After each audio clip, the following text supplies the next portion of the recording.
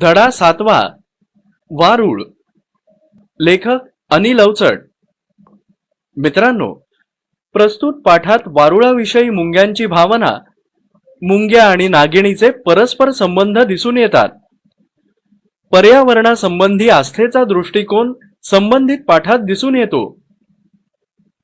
मुंग्यांनी मातीचे कण कण आणून तयार केलेलं एक मोठं वारुळ.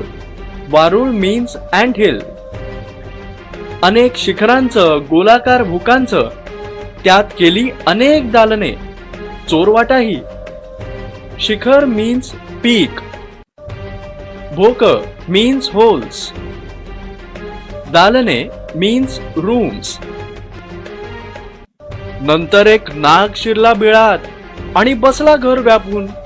बीळ मीन्स होल, व्यापणे मीन्स टू ऑक्युपाय.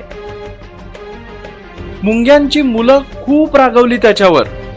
आईला विचारू लागली, हा कोण लागून गेला टिक्कोजीराव, आपल्या घरात येऊन झोपणारा.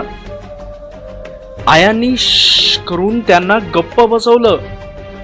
एका आईनं पोरांना बाजूला घेऊन सांगितलं, असू दे त्याला, कारण तो आहे म्हणून माणसं फिरकत नाहीत आपल्या वारुळाकडे. नाहीतर एरवी माणसाच्या व्रात्य पोरांनी लाथा मारून कधीच पाडून टाकलं असतं आपलं प्रिय वारुळ. व्रात्य म्हणजे खोडकर, वात्रट, ग्लिटरिंग, डॅझलिंग. दुसरी तिला म्हणाली, आणि तो नाही, ती आहे, आणि ती आलीये इथं बाळणपणाला. बाळणपण मीन्स डिलिव्हरी.